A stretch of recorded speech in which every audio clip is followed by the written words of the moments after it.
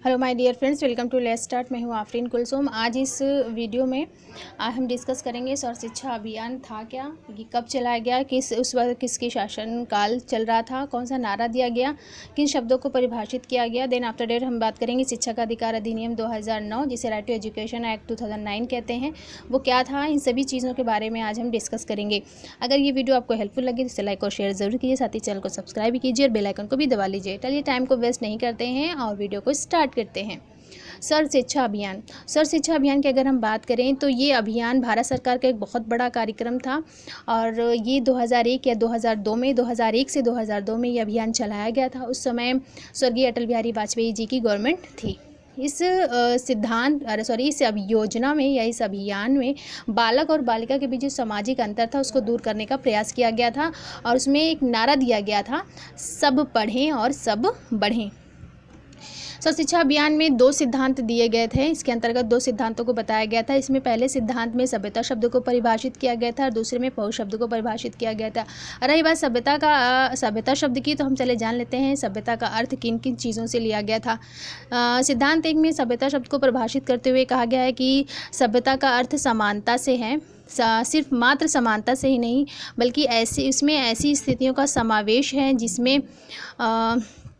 जिसमें अपवंचित वर्ग, जिसमें आपके आ जाएंगे SC ST, अल्पसंख्यक, मुस्लिम, कृषि कामगार और भूमिहीन कृषक, इन सभी के बच्चों को विशेष सुविधा प्रदान करने से कही गई थी। रही बात पहुँच की, तो सिद्धांत 2 में पहुँच शब्द को परिभाषित किया गया था और पहुँच शब्द का अर्थ लिया गया था कि विद्यालय शिक्षा सभी के पहुँच में हो। ठीक, पहुँच शब्द को इस तरह परिभाषित किया गया कि विद्यालय जो शिक्षा थी वो सभी के पहुँच में या सभी वर्ग के पहुँच में थी, होनी चाहिए। आगे हम बात करें तो इस अभियान में जो था संस्कृति और सृजनात्मकता को बढ़ावा देने की बात भी कहा गया था। इसका उद्देश्य था कि संस्कृति और सृजनात्मकता को बढ़ावा दिया जाए।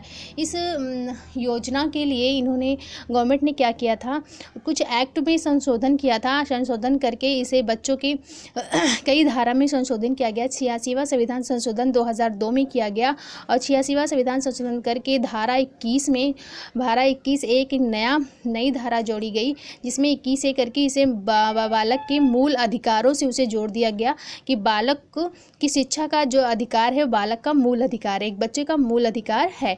वही धारा 51A आपका धारा 21A ये भाग संविधान के भाग 3 में है। ठीक है, मूल अधिकारों में भाग 3 में है। अब यही भाग, अगर धारा 51A की बात करें तो ये संविधान के भाग 4 में है। ठीक है, और 51A मूल कर्तव्य है। भाग 4 इसमें 51A मूल कर्तव्य से संबंधित है।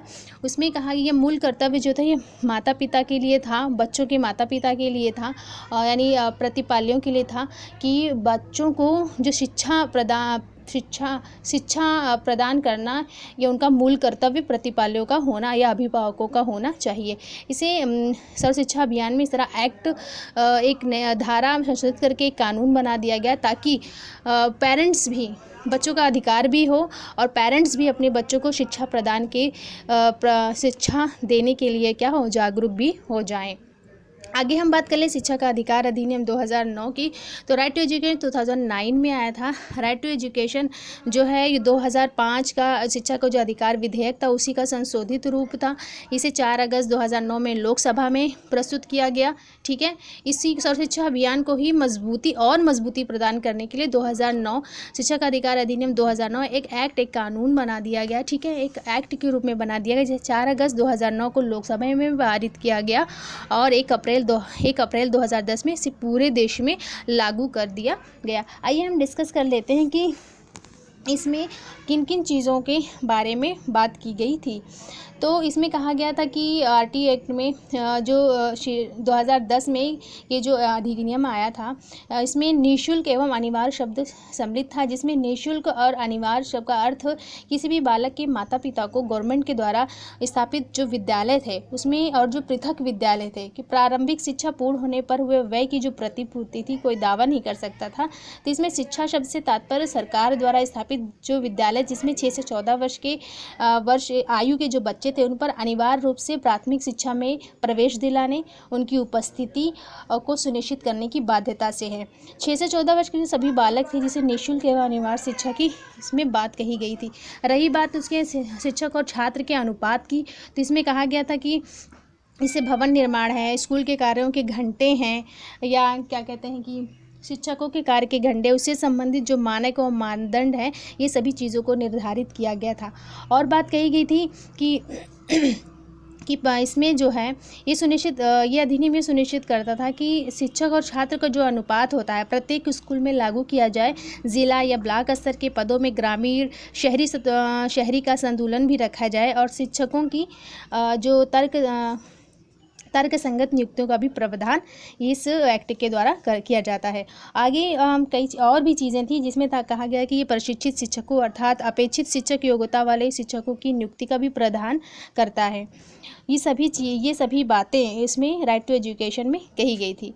फाइनली अगर हम कह सकते हैं कि शिक्षा का अधिकार अधिनियम जो 2009 में आया था, इसका जो प्रॉफिट था श्रमिक वर्ग के बच्चों को, कह सकते हैं श्रमिक वर्ग को, कृषि कामगार के वर्ग को या वंचित वर्गों को विशेष रूप से इसका प्रॉफिट मिला, इसे लाभ मिला और शिक्षा सभी के पहुंच में हुई।